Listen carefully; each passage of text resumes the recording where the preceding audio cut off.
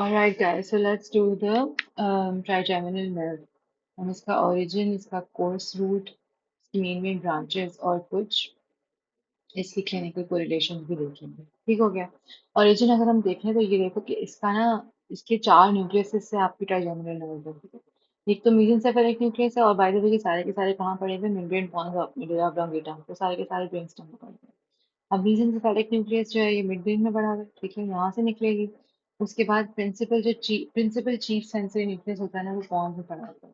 ठीक है, तो ये प्रिंसिपल चीफ सेंसरी न्यूक्लियस ये पॉन्स में होता है।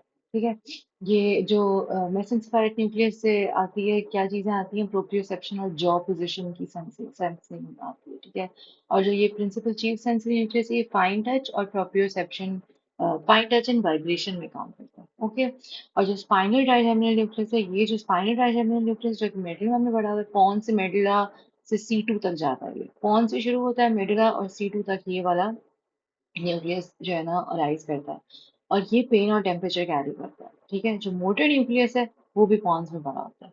ये सारी सेंसेशंस जो है ना ये ज्वाइन करती हैं वहां पे ट्राइजेमिनल गैंग्लियन में। सेंसरी जो है ना, सेंसरी ट्राइजेमिनल गैंग्लियन किस तरह का न्यूक्लियस है, it's a sensory ganglion. Motor fibres है वो यहाँ साइनेप्स नहीं होते। ठीक है, अगर मैं एक और पिक्चर दिखाऊंगा आपको तो यहाँ पे समझ आएगी ज्यादा अच्छी। ये देखो, ये सेंसरी रूट है, ये तीनों से निकल रही है, और ये पॉन्स में इसका मोटर न्यूक्लियस पड़ा हुआ है। ठीक है, ये मोटर न्यूक्लियस पड़ा हुआ है पॉन्स में।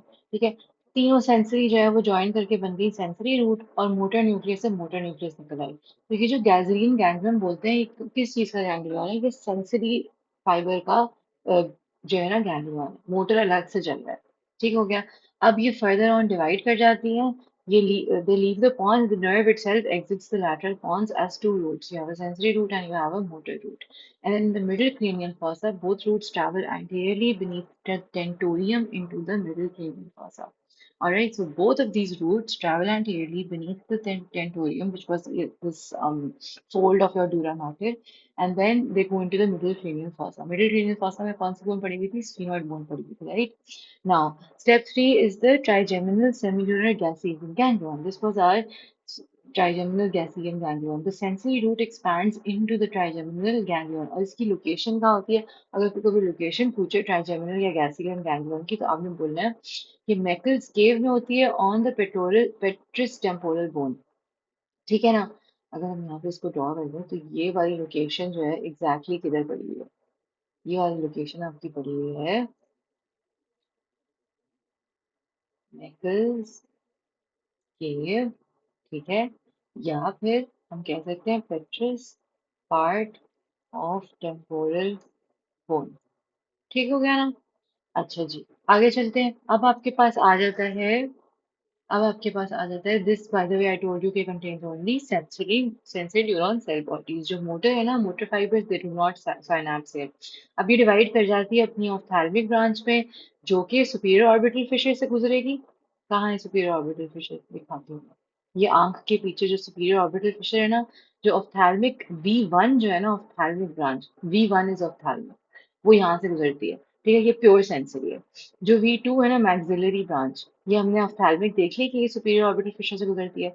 अब दूसरी मैक्सिलरी ब्रांच है, मैक्सिलरी ब्रांच कहाँ से गुजरती है? फोरामेन रोटंडम से। ठीक है ना, ये रहा फोरामेन रोटंडम।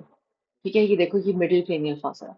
तो फोरामेन रोटंडम जो है ना, इसमें से गुजरती है V2 आपकी मैक्सिलरी ब्रांच। और जो V3 है ना, मैंडिबुलर ब्रांच, ये तीनों सेंसरी है बाय द वे। ठीक है, जो V3 है ना, ये मिक्स्ड है। ठीक है, जो V3 ब्रांच है ना ये मिक्स्ड है। V1 और V2 प्योरली सेंसरी है। V1 जो है वो सुपीरियर ऑर्बिटल फिशर से गुजरी थी, V2 जो थी वो फोरामेन रोटंडम से गुजरी थी, जो V3 है ये मिक्स्ड नर्व है। ठीक हो गया। और ये कहाँ से गुजरती है? V3 गुजरती है फोरामेन ओवेल से। ठीक है, this is a mixed nerve, the motor root bypasses the ganglion and joins the V3। यहाँ पे जब V3 से बाईपासेस द गैंग्लियन का मतलब क्या है कि ये देखो, ये मोटर नर्व जो है ये बाईपास कर गई गैसियन गैंग्लियन से, और दोनों ज्वाइन हो गई जब मैंडिबुलर ब्रांच जो है वो गुजरेगी फोरामेन ओवेल से। तो जब फोरामेन ओवेल से मैंडिबुलर ब्रांच गुजरती है ना, तो ये दोनों ज्वाइन हो जाती है, इसकी सेंसरी और मोटर रूट ज्वाइन हो जाती है, and it joins and immediately after it exits through the foramen ovale ये आपकी मिक्स नर्व बन जाती है। ठीक हो गया ना? तो अभी हमने कौन-कौन सी ब्रांचेस पढ़ी। अब एक हमने सुपीरियर ऑर्बिटल फिशर से गुजर रही थी, वो हमारी कौन सी थी? ऑप्थेल्मिक डिवीजन थी। ठीक है? इसकी मेजर ब्रांचेस क्या हैं? ठीक है? अच्छा, तो जो ब्रांच नंबर 1 है ना आपकी ऑप्थेल्मिक डिवीजन, ये सुपीरियर ऑर्बिटल फिशर से निकलती है और इसकी कुछ मेजर ब्रांचेस हैं। एक तो इसकी फ्रंटल नर्व है। फ्रंटल नर्व जो है वो it's basically supra orbital and supra trochlear nerves इसमें से निकलती हैं। फ्रंटल नर्व भी याद रहे तो बहुत है। उसके अलावा आपके पास लैक्रिमल नर्व भी यहाँ से आ रही होती है, ठीक है?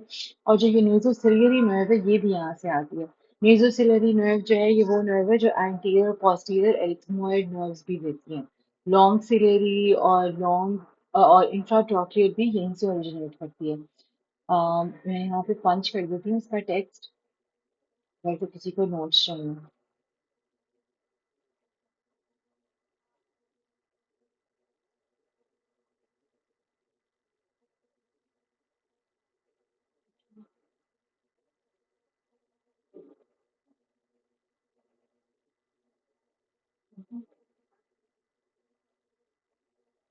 छोटा कर देती हूँ इसका टेक्स्ट को, छोटा नहीं हुआ इससे ज़्यादा। ठीक है, तो ये देखो फ्रंटल नर्व हो गई सुपीरियर। फ्रंटल नर्व जो है वो क्या दे रही है हमें, इसको बैक करते हैं। फ्रंटल नर्व हमें दे रही है सुप्रा ट्रॉकियल नर्व और सुप्रा ऑर्बिटल नर्व। ठीक है ना? ये देखो, ये सुप्रा ऑर्बिटल और सुप्रा ट्रॉकियल कहाँ से आ रही है? फ्रंटल नर्व से। लैक्रिमल नर्व जो है वो कुछ नहीं दे रही, वो खुद एक खास नर्व है। ठीक है ना? और जो नेजो सिलेरी नर्व है ये क्या कौन कौन दे रही है? Long ciliary, infratrochlear, anterior posterior ethmoid. ये आपकी ऑप्थेल्मिक डिवीजन खत्म हो गई। अगर मैं ये बात करूँ कि ये सप्लाई किस किस को करती है, तो यहाँ से नजर आ रहा है कि कॉर्निया को ये सप्लाई कर रही है, फोरहेड को सप्लाई कर रही है, अपर आईलिड को, नोज को और फ्रंटल स्कैल्प को। ठीक हो गया। अब हम बात करते हैं अगली डिवीजन की, जो कि कौन सी है आपकी? ये मैक्सिलरी ब्रांच, ये भी प्योरली सेंसरी है। मैक्सिलरी डिवीजन प्योरली सेंसरी होती है। It exits through foramen rotundum। ठीक है, it exits through foramen rotundum। Major branches इसकी कौन कौन सी हैं? Infraorbital. ठीक है, ये देखो ये इंफ्रा ऑर्बिटल है। फिर एक जाइगोमैटिक ब्रांच है, ये जाइगोमैटिक नर्व भी यहाँ से निकल रही है। फिर सुपीरियर एल्वियोलार नर्व्स, ये देखो सुपीरियर एल्वियोलार नर्व्स भी आपकी यहाँ से निकल रही है। ठीक है, यहाँ पे सुपीरियर एल्वियोलार नर्व्स है। ठीक हो गया। इसके अलावा आपके पास greater palatine nerve, lesser palatine nerve, वो भी यहाँ पे आ रही है। ये आपकी lesser and greater palatine nerve हो गई। ये मिडिल सुप्रा एल्वियोलार नर्व। ठीक है। अच्छा जी, ये पैलेटाइन नर्व्स होते हैं, ग्रेटर और लेसर पैलेटाइन नर्व्स भी आपकी इसी से निकल रही होती है। ठीक है, किस किस को सप्लाई करेगी maxillary nerve? Maxillary nerve, lower eyelid, upper lip, maxillary teeth, maxillary sinus, palate, nasal cavity, cheek, इन सबको सप्लाई करती है। दोबारा रिपीट करती है। Lower eyelid, upper lip, maxillary teeth, बीच वाला फेस याद रखो। Maxillary sinus, palate, nasal cavity और चीक। उसके बाद हम मैंडिबुलर डिवीजन की बात करते हैं। हमने कहा था कि ये दोनों जो है ये इसमें मोटर और सेंसरी कंपोनेंट दोनों है। ठीक है ना? तो अब देखते हैं इसकी सेंसरी ब्रांचेस कौन कौन सी हैं। सेंसरी ब्रांचेस इसकी हैं बेसिकली ऑरिकुलर टेम्पोरल नर्व। ठीक है, ऑरिकुलर टेम्पोरल सेंसरी ब्रांच है। फिर बकल नर्व सेंसरी ब्रांच है। लिंगुअल नर्व सेंसरी ब्रांच है। ठीक है, और ये लिंगुअल नर्व। ठीक है, और कौन कौन सी? इंफीरियर एल्वियोलार नर्व, इंफीरियर एल्वियोलार नर्व भी इसमें होती है। ये रही इंफीरियर एल्वियोलार नर्व। उसके बाद mental nerve is basically mental nerve is the terminal branch of this sensory branch. ठीक है, मेंटल नर्व है वो, मेंटल फॉर्मन से गुजरती है। ठीक है ना? अच्छा जी, उसके बाद है हमारे पास इंफीरियर एल्वियोलार नर्व। यही इंफीरियर एल्वियोलार नर्व। लिंगुअल नर्व हमने देख ली, लिंगुअल नर्व भी देख ली, ऑरिकुलो टेम्पोरल नर्व भी देख ली। ठीक है, और हमें क्या नजर आ रहा है भाई? किन किन को सप्लाई करेगी? ये मसल्स ऑफ मास्टिकेशन, च्यूइंग को सप्लाई करेगी। मैसेटर, टेम्पोरालिस, मीडियल और लैटरल टेरिगॉइड्स। कुछ और भी सब वो मसल्स हैं जैसे कि टेंसर टिम्पैनी और टेंसर यूलाई पैलेटिनी, इनको भी सप्लाई करती है। माइलो हायोइड और एंटीरियर बेरियम डाइगैस्ट्रिक। ठीक है, लेकिन मेन आप याद रखिए मसल्स ऑफ मास्टिकेशन, और ये याद रखें कि ये मिक्स नर्व है। ठीक है ना? इसमें आपके पास सेंसरी और मोटर कंपोनेंट्स दोनों है। मोटर ब्रांचेस जो है वो सारी ईयर्स को जा रही है, मसल्स ऑफ मास्टिकेशन को। ठीक हो गया। टर्मिनेशन क्या है? Each division ends in its periphery supplying basically either the forehead, the cornea, scalp, upper eyelid. तो अगर हम V1 की बात करें, ऑफ्थैल्मिक नर्व जो थी वो कहाँ पे टर्मिनली एंड कर रही थी? वो एंड कर रही थी फोरहेड, कॉर्निया, स्कैल्प और अपर आईलिड को सप्लाई करते हुए। जो बीच वाली नर्व ब्रांच थी आपकी मैक्सिलरी, वो किसको सप्लाई कर रही थी एंड में? मिड फेस को, अपर टीथ को, नोज को, अपर लिप को, ये वाली, ठीक है। और जो लोअर वाली है ये मैंडिबुलर, ये एंड में किसको सप्लाई कर रही है? इसकी टर्मिनल क्या है? इसकी टर्मिनल सेंसेशन है lower face, chin, lower teeth and general sensation to anterior two third of tongue. Taste नहीं आता, टेस्ट नहीं करती है। V3 जनरल सेंसेशन देती है anterior two third of tongue को, ठीक है। एंड मसल्स ऑफ मास्टिकेशन, ठीक हो गया। अगर हम क्लिनिकल कोरिलेशंस की बात करें तो सबसे इंपॉर्टेंट जो है वो ट्राइजेमिनल न्यूरैल्जिया है, ठीक है। ट्राइजेमिनल न्यूरैल्जिया बेसिकली होता क्या है, ये बहुत इंपॉर्टेंट इसकी क्लिनिकल कोरिलेशन है। इसमें कंप्रेशन ऑफ फेमियल नर्व 5 हो जाती है often by the superior cerebral artery causing focal demyelination, ठीक है। इसमें present if the patient presents with basically severe electric shock like facial pain which is usually unilateral, seconds to minutes तक ये rest करता है, लास्ट करता है। It's triggered by brushing teeth, talking, shaving, cold wind, touching the face, ठीक है। बहुत ही पेनफुल कंडीशन होती है and this commonly affects V2 more than V3।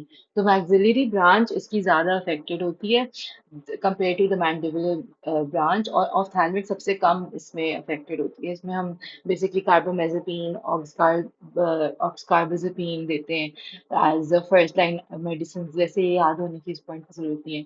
Microvascular decompression भी कर देते हैं अगर रिफ्रैक्टरी हो। इसमें क्या क्या जाएगा आपका? कॉर्नियल रिफ्लेक्स का जो नेजोसिलियरी का एफरेंट लिम्ब आ रहा था ना नेजोसिलियरी नर्व से, वो जाएगा।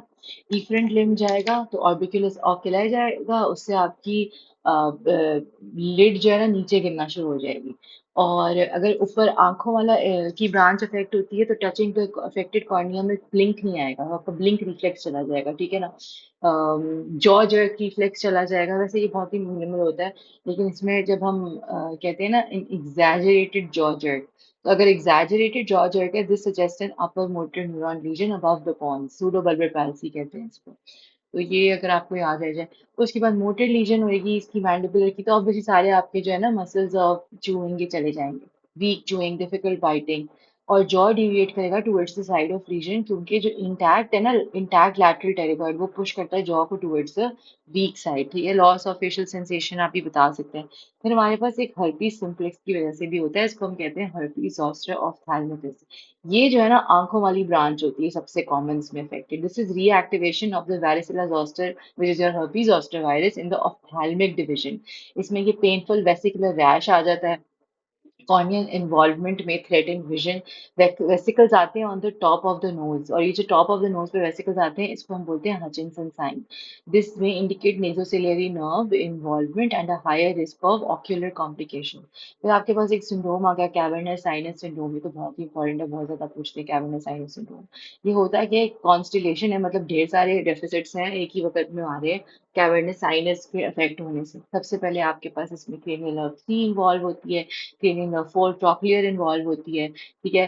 फिर ऑफ्थैल्मिक मैक्सिलरी, ये दोनों इन्वॉल्व होती हैं। इसमें मैंडिबुलर ब्रांच नहीं अफेक्ट होती, जो ट्राइजेमिनल की ऑफ्थैल्मिक और मैक्सिलरी है वो इसमें इन्वॉल्व होती है, ठीक है। ये V1 और V2 जो दिखाया गया, ऑफ्थैल्मिक ब्रांच और मैक्सिलरी ब्रांच, ये दोनों अफेक्ट होती है इसमें। यहाँ से इंटरनल कैरोटिड आर्टरी भी गुजर रही होती है, ठीक है।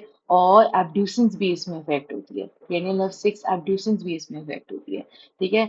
और क्या कहते हैं, why is the cavernous sinus so clinically important? It is one of the few places in the body where so many cranial nerves are traveling together. Therefore, any lesion here can give you multiple cranial nerve palsy. So always remember structures in the lateral wall. You go from superior to inferior. ठीक है, तो आपके पास cranial 3 है, cranial 4 है, then you have the ophthalmic division, then you have the maxillary division. These are embedded, all of these are embedded in this lateral wall, right? Structures running inside the sinus, you have the internal carotid artery and the abducens nerve, which is running inside the cavernous sinus, and this explains why whenever you get cavernous sinus syndrome, the cranial nerve 6 is affected first.